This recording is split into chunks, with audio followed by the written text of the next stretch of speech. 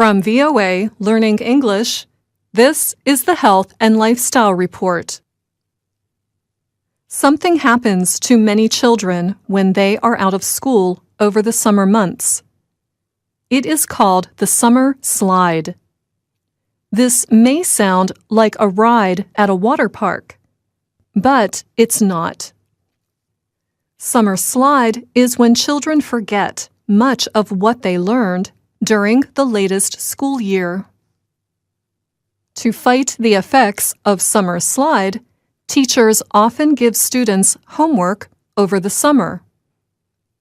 Many parents may send children to camp or find other activities to keep them learning. As the new school year begins, most children are soon very busy with new classes and school-related activities. However, experts say keeping children busy all the time is not good for them. What should parents do instead? Nothing. Helping children succeed is one of the issues Lee Waters has been researching for over 20 years. Waters is a psychologist, an expert on human behavior.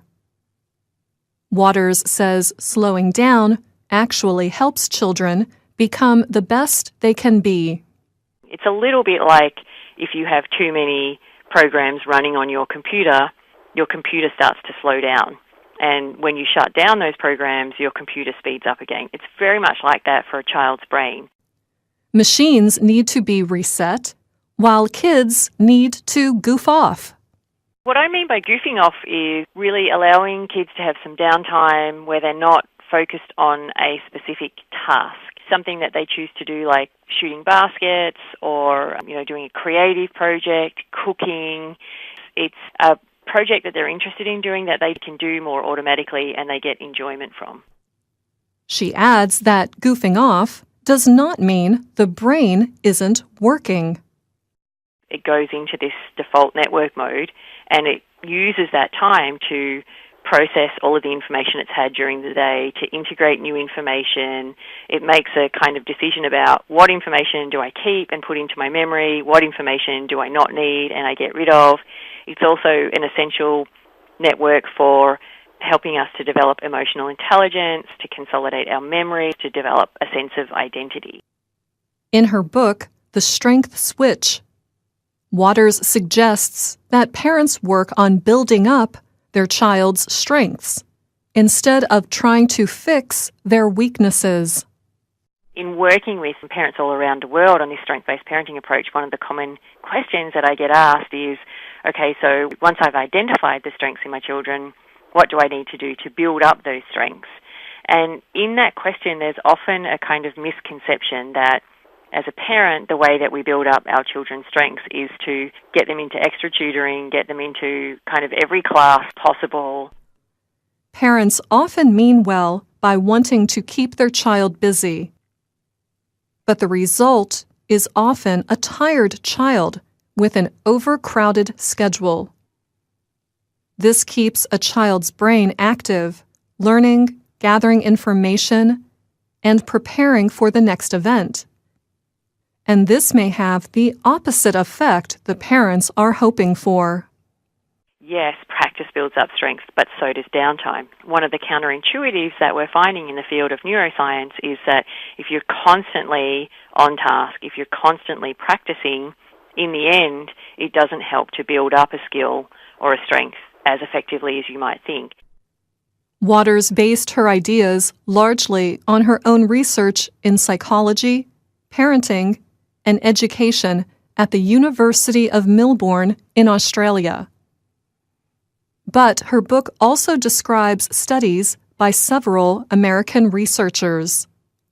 I love Mary Helen Amorto-Yang's research. She's a professor of education, psychology, and neuroscience at the University of Southern California. And she's done a lot of work on the idea that our brains have these two alternative systems. Those two systems, or modes, she noted, are known as on-task focus and free-form attention.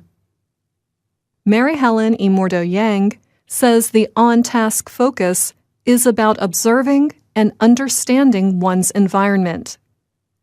That happens, for example, when you play sports. But the other mode is activated when you are resting. Here is Immordo-Yang. You need to be watching other people on your team and running fast and coordinating your motions and reacting to the things that you're perceiving. And then there is another network that's extremely important for being able to make meaning out of what you're doing. And that network seems to be deactivated when people are, sort of playing sports and attending to the outside. And it's activated when you're resting and just daydreaming, when you're thinking about your memories and imagining things that don't actually exist here and now. You need those two modes of attention in order to function as a person in the world. Lee Waters says she hopes parents will accept the fact that children don't have to be busy all the time. Children and adults need time to goof off now and then. And that's the Health and Lifestyle Report. I'm Anna Mateo. What do you think about letting children goof off?